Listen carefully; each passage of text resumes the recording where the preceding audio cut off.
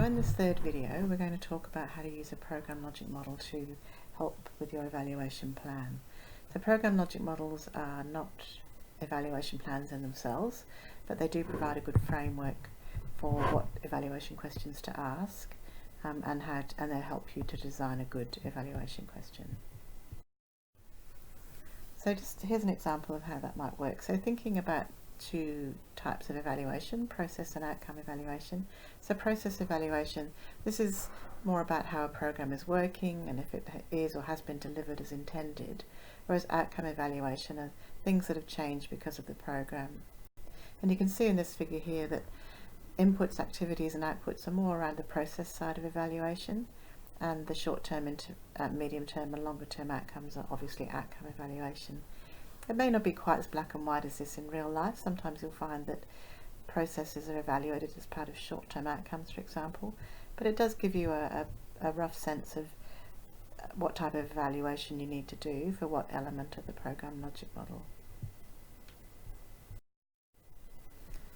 And program logic models can also help with preparing an evaluation plan, particularly around identifying your evaluation questions.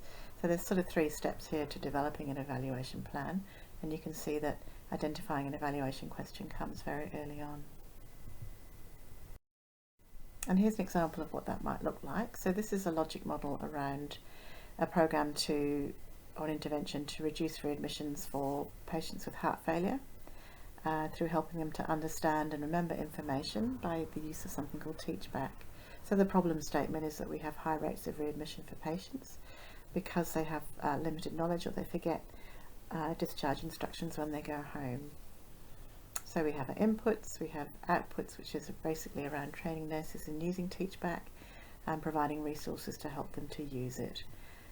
And in terms of outcomes, short-term outcomes, nurses have increased skills to use teachback and confidence. In the medium term, they'll start to routinely use teachback, which means that patients may end up having better recall of information. And in the longer term, patients are going to be more confident to self-manage at home and readmission rates are reduced. So thinking about how you might turn some of these elements of a program logic model into evaluation questions. Thinking about process evaluation here for the outputs. So just a simple example of a process evaluation data or information you might collect is the number of nurses who attended training. You might also want to know whether they were satisfied with the training. In terms of outcome evaluation, some of the short-term outcomes you might want to measure are, have there been changes in staff confidence to use teachback? We said that that's one of the short-term outcomes. We've also said that staff would have increased skills, so are we able to actually measure whether staff have the skills to use teachback? For medium-term outcomes, we said that one of the outcomes is that nurses would routinely use teachback in discharge education, so we might be able to measure the actual number of times that teachback is used.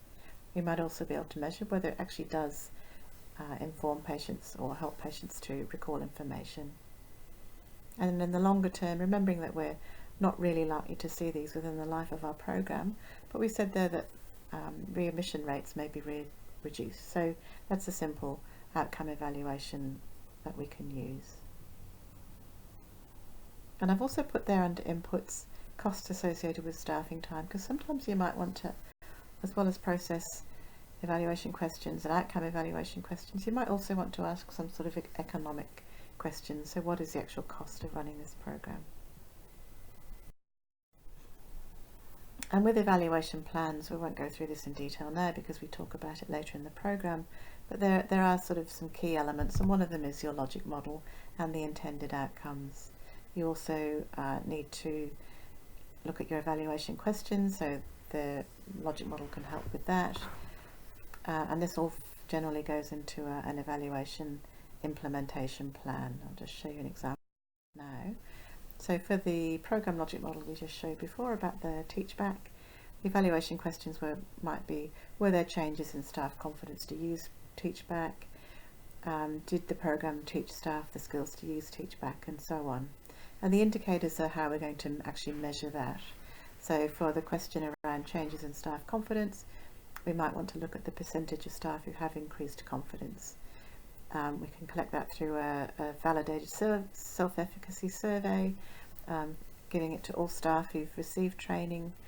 The researchers will collect the data, and it will be done before and after the Teach Back training session, and we'll analyse it with simple statistics in Excel.